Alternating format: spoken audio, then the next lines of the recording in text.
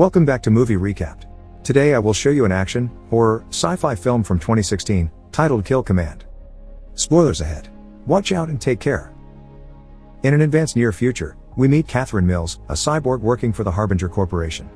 She's working at the factory when she gets a sudden message delivered directed to her mind. It's footage of the robot known as SAR, or Study Analyze Reprogram, having an anomaly at the Harbinger training facility. She reports this to her boss, explaining that there's been a reprogram count, 1.5 million just under one day, totally unprecedented. Her boss congratulates her on it. We then cut to a military base, where Captain Damian Bukes is asking one of his men, Drifter, for a report. He informs him they've been ordered to join a training exercise and that it's pretty rotten out there. Bukes isn't happy with this news, so, after noticing Mills sitting nearby, he approaches the soldier in charge of sending them off to ask what's going on since his team has already been on training the last 4 times out. He's told is only 2 days and they're looking for Marines with combat time, not many left of those. Bukes has no other choice but to obey, but before he leaves, he's informed he's been assigned Mills as a tech. She follows Bukes outside to introduce herself and explain there's hardware on the field they'll be training at. She'll be observing it since she is from Harbinger. Bukes asks her to keep an eye on them. She says she must keep an eye on both them and the hardware, which makes Bukes believe she's trying to work out what she can save on. She explains that's not what her company does, they're vendors for the military, not the military itself. Bukes cuts her off and tells her to keep up or she'll be left behind. He also asks her to turn her eye scanner off because he doesn't want to be scanned. But Mills tells him it doesn't go off. Once they board the plane, Mills meets Bukes' whole unit, which consists of Drifter, Sergeant Rory Robinson, Corporal Robert Cutbill, Lance Corporal Martin Goodwin, Corporal Daniela Hackett, and Corporal Sam Loftus. The plane takes off and the crew keeps themselves busy on the trip. Some of them sleep or do a crossword. Mills learns about them by scanning them but also by hearing their banter. They're quite obviously very close friends. She also learns that Bukes has killed 18 and that Robinson has tech implants on his eyes. Robinson points his rifle at her and tells her he sees her. Mills just leans in a bit and disarms the weapon by just looking at it, since that's all she needs to do to access any machine. She points out she can even fire it from afar while he's checking the chamber. As they get closer to the location, Bukes gives the unit the basic instructions and reminds them the ammo is live and they'll be monitored. Mills discovers she cannot access the global network anymore and she's obliged to change to the local one. Robinson tells Bukes that what she's got are tools, like the ones on his own eyes, but Bukes tells him his don't go to his brain. The plane lands in front of an old facility. The door opens when the lock's computer recognizes Bukes. The computer also turns on the lights and repeats a welcome message, but as Bukes makes his way inside, he realizes there's nobody around. This is also noted outside by the soldiers, who wonder who will be monitoring them. When Bukes returns, he tells them they'll get going, and Mills takes the chance to ask him if he has any ground support or recon. He doesn't. Mills thinks they got off on the wrong foot, but he doesn't agree. The plane leaves and the team makes their way through the facility while teasing each other. Eventually they make it out and into a forest. Bukes orders Cutbill to send up a drone, then reminds everyone they shouldn't let their guards down just because it's training. Once the drone is set up, they get going, spreading out with Mills following behind after she sees an unidentified drone among the trees. It doesn't take them long to find the location, so they move to get into their positions, with Drifter following Mills and asking her to help him out with his boss. Their conversation is interrupted when 3 strange surveillance drones arrive and stare at them. Drifter is about to aim at them but Mills stops him. It seems she's trying to gain access to them. Drifter informs his teammates of this encounter. Hackett reports she's found them too. Mills tells Drifter Harbinger made what he calls these new toys, but these ones have been quantum modified. They don't have operators. After Drifter comments on the fact they at least know they're here, we see Bukes has also found these drones, but asks everyone to move on. Moments later, their practice targets finally make an appearance. They're very rudimentary robots. Bukes designs a plan of attack and everybody moves to their assigned positions, Mills once again getting to follow Drifter after one more glance at the special drone. After a countdown, they attack using bullets, rockets and explosives, a piece of cake for experienced soldiers like them. The weird drones watch and record their tactics, and Mills decides to follow one deeper in the forest where she finds a more advanced unit, a SAR. She isn't surprised to see it, but she does get shocked when it turns around and there's blood on its head. The fact she can't access it also upsets her. She does manage to see and download some footage from the robot, which contains images of it shooting people face to face. She closes her eyes, trying to process all this, and when she opens them, the SAR is nowhere to be found. At that moment a message arrives from their captain. The day is over, they've done well, time to set up camp. Later at night, the team has set up camp and is sharing some more stories, but Mills sits on her own. Drifter can't help watching her, and the others tease him for it, reminding him she isn't even human. They also discuss the fact their targets were easy to get and rather basic technology. Meanwhile, Mills is going through the footage she's acquired when Drifter comes to check on her. He sits by her side and asks her where she had gone earlier. She only says she had to look around. He also asks about communications, but just like them, she can't still reach out either. She wonders why Bukes isn't talking to him himself. Drifter points out maybe Bukes simply chooses not to like her, which Mills thinks it's unfortunate for her considering Bukes' killing record, but Drifter says those are context-less figures, and that's why Bukes doesn't want to like her. Drifter takes the chance to ask Mills about the story behind her getting chipped. It happened when she was 11, and without it she had paralysis. Harbinger sponsored it all and cured her. Drifter decides to return to camp a moment later, where he finds Bukes staring at Mills. He asks Drifter if she's told him anything. He replies she said she's been blocked off and doesn't know why. Drifter believes her, but Bukes doesn't. He thinks something's off with both the training and Mills. While everyone gets ready for the night, Mills detects a bunch of drones in the forest, and when she goes to sleep, the strange footage from the SAR appears in her eyes again. Meanwhile, Loftus, who is staying up to keep watch, is approached by one of the drones. He tells it to get out of there and it does, but then he hears a noise. When he looks up with his gun light, he finds the SAR coming after him. Loftus starts shooting at it, but we suddenly cut back to camp, where Mills wakes up to hear everyone wondering about the unexpected shot noises. Goodwin tells Bukes he saw Loftus up there, but a second later he was gone, so the team starts searching the forest to find him. It's already the morning of the second day when they find their first clue, some blood on the grass. It only takes them a few steps more from there to find Loftus' body, chucked against a tree. Cutbill freaks out at the sight of his friend like this and wants to get out of there. His superiors tell him to shut up as they all get in a defensive position for a possible attack. Mills tells them they're standing on their target's area from yesterday when a drone comes by to watch them. The thing barely stays there a second before leaving right before Hackett gets shot and killed.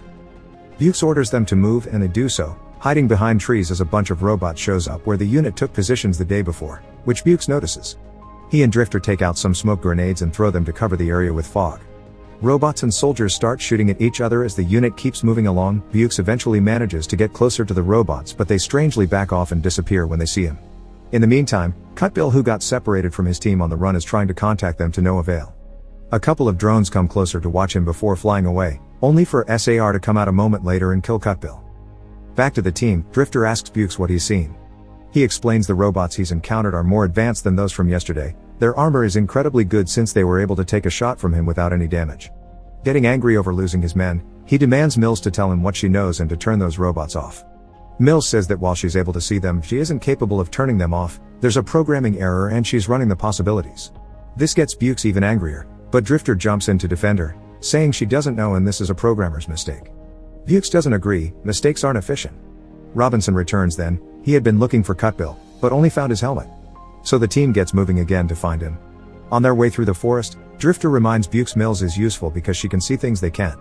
Bukes points out that if she sees them that means they get to see her in return and therefore they see the team as well, but Drifter says it doesn't matter because they need all the help they can take right now. Bukes can't stop thinking about the attack and wondering why the robots have let them walk. He thinks it may be because Mills was there with them. She interrupts them to show them something in the forest, a huge amount of dead animals. It seems the robots have been using them as target practice, like Loftus.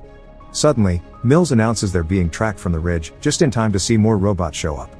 They waste no time in opening fire, so the team starts running away as fast as they can. When a particular shot is about to hit Mills, Bukes pushes her out of the way and drags her down with him, which causes them to roll away and get separated from the group. Mills hits a tree and passes out. Drifter tries to contact them to no avail, so he tells Goodwin and Robinson to get moving. Night falls. Bukes manages to carry Mills back to the facility entrance and make contact with Drifter. They tell each other of their situation, and when Drifter says they'll go to him, Bukes orders them to stay where they are. It's too dark and the robots could find them easily. Better regroup in the morning. Some hours later, a drone appears in front of Bukes. It leaves quickly, but the captain is already grabbing Mills and hiding behind the wall as a SAR approaches them. The robot leans in and makes Mills open her eyes to connect with her before leaving. It's morning when she finally wakes up. Bukes informs her she's been out for 9 hours. She asks him why he didn't leave her. Bukes says he doesn't know before telling her about what happened last night. Mills replies they need to find that robot. When Bukes asks why, she says she can't explain it. Bukes orders her to find a way before declaring they're leaving. They regroup with the 3 remaining soldiers. Drifter says they weren't tracked even if they could have done so easily, because they were everywhere last night. Mills confirms it looks clear ahead and all the signals are behind them. They decide to go back to the drop point and wait for transport to pick them up. Bukes will take Mills to the door since she's the only one that can open it, while the others cover their backs. The road is clear, so they make it to the door with no issues. Bukes tries to get in, but the lock's computer doesn't identify him, and surveillance drones make their appearance then. Mills takes over the door, working on hacking it open, when suddenly some smoke grenades are shot in the area. The robots are copying them, and Bukes can't see a thing. There's no time to plan. The robots appear and start shooting them, so the soldiers get moving. Drifter is shot on the leg right before Mills manages to open the door. The soldiers need to stop and hide to protect themselves from the heavy fire, so Bukes decides to go help them. They all hold on to each other as they get moving again, but Drifter says back, shooting to give them a chance to escape. He gets shot again, so the SAR finds him and pins him down. Bukes notices this and goes back to save him. Mills also notices, so she runs and joins them. The robots stop shooting when they see her. She tries to deactivate them but she can't, so the SAR gets in position to cut Drifter open. Mills is still trying to deactivate the units, so she tells the soldiers not to shoot, but since she isn't getting anywhere, Bukes shoots Drifter before the SAR can kill him itself to save him from the torture. Mills cries out at the loss of her friend. Bukes grabs her and drags her with him as they finally enter the facility again. Inside the building, Mills yells at Bukes for what he did. She's sure she could have saved Drifter because she was the one that made these robots. This makes no sense, so the soldiers point their weapons at her and demand answers. Mills says she doesn't know why they are here. Marines come here to train, but she only knows they were requested. She's the one that wrote the program and designed the prototypes, but the codes have advanced more than they could imagine. She thinks that if she can understand it, she could control it, but Bukes says it's too late for that. When asked exactly what they are, Mills tells them they're their replacements, machines taking over human soldiers so no more lives are lost. They learn and improve themselves, like people. None of the soldiers like this, and Bukes points out his men are dead because of her. Mills is shown to be crying when he leaves the room. The main door is slowly being cut open by the robots, so they need to find a better defensive position. Mills gets the door to the personnel area open and turns on the lights. What they find inside is worrying, a whole unit of SAR models. Bukes tells Mills not to turn them on, then asks her to open a new door. Here they find the bodies of all the facility employees. Mills uses a screen to connect to the local system, but she still can't manage to communicate with the outside world.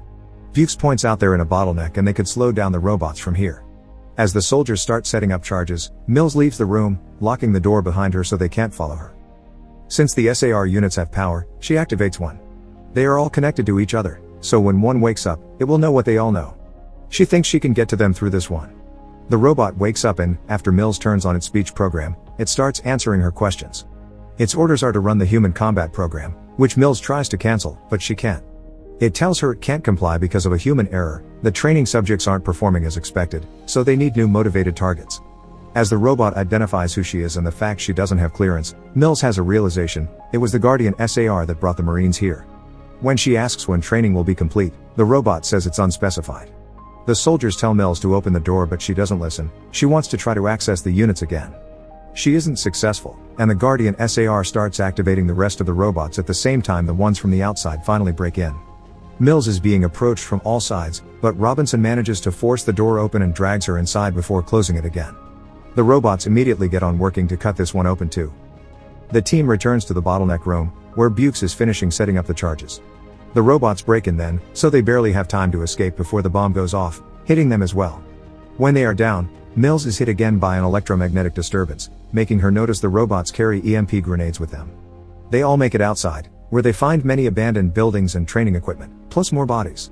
While the soldiers look at the ruins, Mills enters a tunnel and takes an EMP grenade from one of the fallen robots. Afterward, while the men divide the ammunition and take a position for a siege, she looks over the footage of the death of her teammates, which makes her cry but also more determined to use the grenade. While everyone waits for the robots, Bukes checks on Mills and discovers the grenade. Mills tells him it should be able to deactivate the SAR, but its range is short. They'll need a detonator. Hitting the SAR leader should stop all the rest of the units as well. She also explains that the reason why they haven't been killed yet is that the robots have pushed them there on purpose for more practice. Only the EMP can stop them.